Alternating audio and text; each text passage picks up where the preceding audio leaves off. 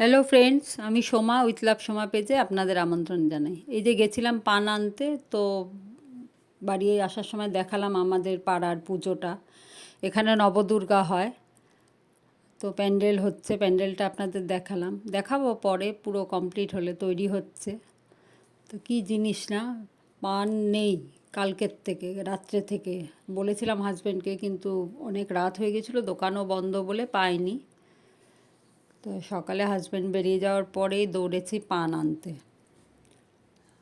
আর আজকে একটু কাজ কম কম বলতে আজকে অফিসে টিফিনও নেয়নি, কারণ যেহেতু বিশ্বকর্মা পুজো, অফিসে একটা খাওয়া দাওয়ার ব্যাপার আছে। আর তো একটু হেলে দুলেই কাজ করছি, কিন্তু কাজের লোক আসেনি আজকে, ওদের রান্না পুজো, তো আজকে কাজের লোকও আসবে না। তো ভাবলাম বেরিয়ে যাওয়ার পর আগে তো পান আনি, তারপর দেখা যাবে, ধীরে সুস্থে কাজ করব। আজকে সবই করতে হবে, বাসন মাজা থেকে ধরে ঘর পরিষ্কার করা, রান্না করব না, রান্না করব একটাই আইটেম করব, কারণ আজকে ঠিক করেছি ফ্রিজে যা অল্প অল্প সব সবজি তরকারি মাছ আছে সব নামাবো, গরম করব, যতটুকু খাওয়া হবে হবে, আর রাখবো না ফ্রিজে, অনেক দিন হয়ে যাচ্ছে, আর ভাল লাগছে না। আর কালকে এমনকি ভাত পর্যন্ত আমার করতে হবে না, ভাতটাও রয়ে গেছে, এ খায় না তো ও খায় না, ও খায় না তো ও খায় না, এই করে করে এই যে এসে গেছি বাড়িতে। আমাদের পাড়ায় জানেন তো 3টে পুজো হয়, 3 দিকে 3টে পুজো, দুটো তো পাড়ার পুজো, দুটো ক্লাব, 3টেই ক্লাব পাড়ার, তো 3টে পুজো হয়। যে এসে গেছে, কি সুন্দর ফুল ফুটেছে দেখুন। তা জামা কাপড়ও কটা কাচলাম, আর ডিম করব, ডিম সেদ্ধ বসিয়ে দিয়েছি। আর আর জামা কাপড় কেচেও শান্তি নেই, কেচেছিলাম, আবার তুলতে হয়েছে, ঝুপঝুপ করে বৃষ্টি নামলো, তো আবার একবার ঘরে আর একবার বাইরে, একটু জল না ঝরলে তো ঘরেও দিতে ইচ্ছে করে না, ছাদে যেতে ইচ্ছে করছে না এই অল্প কটা জামা কাপড়ের জন্য। সেই 3তলায় ছাদে ওঠো, জামা কাপড় দাও, আবার শুকোলে নামাও। দেওয়া যেতে পারে শেডের তলে, দেখি কতদূর কী হয়, না হলে দিয়ে আসবো। তো আমার ভিডিও আপনারা কে কোথা থেকে দেখছেন অবশ্যই জানাবেন, আর আমার ভিডিও কেমন লাগে কমেন্ট করে জানাবেন। আমরা দেখুন আবার একটু রোদ উঠেছে বলে জামা কাপড়গুলো দিচ্ছি বাইরে, কতক্ষণ দেখি, জল না ঝরলে তো ঘরেও দেওয়া যায় না। এই এই করছি আর কি সকাল থেকে। যাই হোক, বড়ো বড়ো সব কাচা ধোয়া আমার পুজোর আগে হয়ে গেছে, এই অল্প কটা রোজকার পরা জামা কাপড় তো ডেলিরটা ডেলি কাচতেই হয়, তো এই জন্য আর ছাদে দিইনি, দিয়ে রাখবো, আবার বৃষ্টি আসলে আবার তুলবো, একটু জল ঝরে গেলে আর কি ভেতরে দিয়ে দেবো। রান্না করব ডিম, এই যে ডিম ছাড়িয়ে রেখেছি, পেঁয়াজ একটু রসুন কুচিয়ে রেখেছি, আর আজকে আদা রসুনও আর ভাল লাগছে না, পেস্ট করতেও ভাল লাগছে না, বাটতেও ভাল লাগছে না, তো প্যাকেট আছে, ওই প্যাকেট দিয়েই করবো আর কি।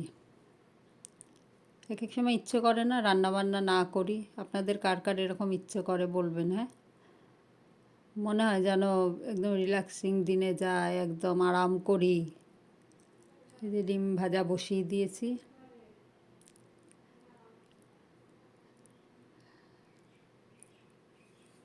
আর ভালো, মাঝখানে না 2 দিন আমি সবার পরিবারে যেতে পারিনি, আমার মা অসুস্থ, যাই হোক ডাক্তার দেখবেন আবার কালকে, ফোন করা হবে, উনি বলেছিলেন সোমবার, তো আমরা চাইছি আগেই দেখুক কি বলে। কড়াইতে তেল দিয়ে পেঁয়াজ আর কাঁচা লঙ্কাটা দিয়ে দিয়েছি, একটু ভাজা ভাজা হলে তো টমেটো দিয়ে দেবো। মানে আজকে ইয়ে নেই তো, রান্নার চাপ নেই, গা ছাড়া দিয়ে দিয়ে আজকে রান্না করেছি আর কি। একটু ঝাল ঝাল করে ডিম কষা খেতে ইচ্ছা করছিল, ভাবলাম যে করেই নিই আজকে।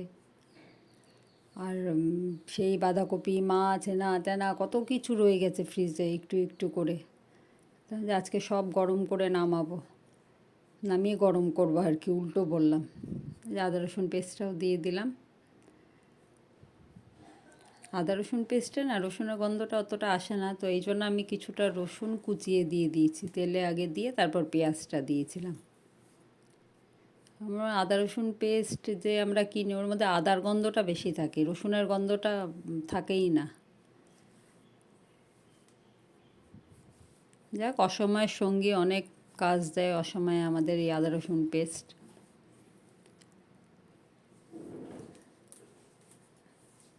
ভালো করে কষিয়ে নেব।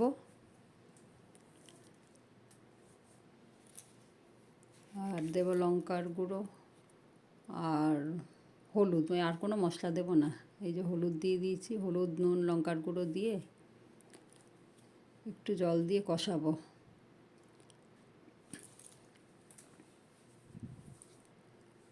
আপনারা কে কে ভালো খান ডিম কষা এরকম বলবেন। হ্যাঁ, আপনারা তো বলেন না আমার ভিডিও কেমন লাগে, একটু তো জানাতে পারেন, তাহলে তো আমার এনার্জিটা বেড়ে যায় না। ভালো করে কষিয়ে নেব, নিয়ে তারপর ডিমটা দেব। আর একটা কাজ করেছি, মানে এখানে চিটিং করেছি আমি।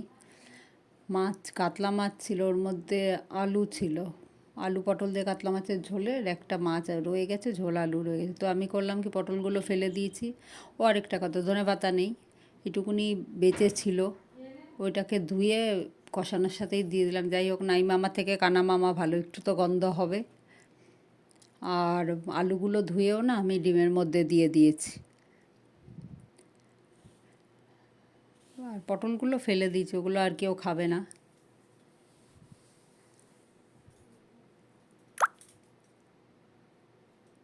মশলাটা কষানো হয়ে গেছে।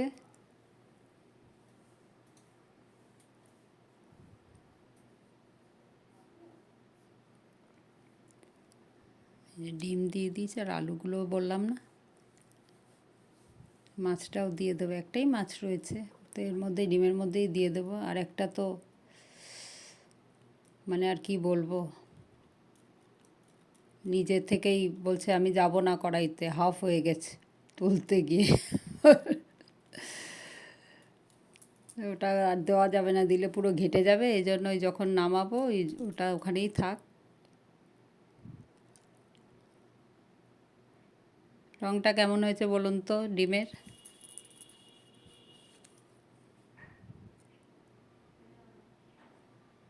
আসলে ওই যে অনেকের তো রান্না পুজো থাকে, আমারও নেমন্তন্ন ছিল, তো এত কাজ করে না, আজকে কাজের লোক আসেনি, এত কিছু করে আর ভাল লাগলো না, সেই দুপুরবেলা যেতে হবে, যাইনি আর। এই যে হয়ে গেছে আমার। এবার দেখাই কি কি করেছি। এই যে ভাত, ভাত করিনি, গরম করেছি। ডিম, এটা হচ্ছে ইলিশ মাছ এক টুকরো ছিল, বেগুন দিয়ে ঝোল করা, মা পাঠিয়েছিল, একটা বেঁচে আছে। এটা হচ্ছে কী জানো, ভেন্ডি আলু কুমড়ো সর্ষে।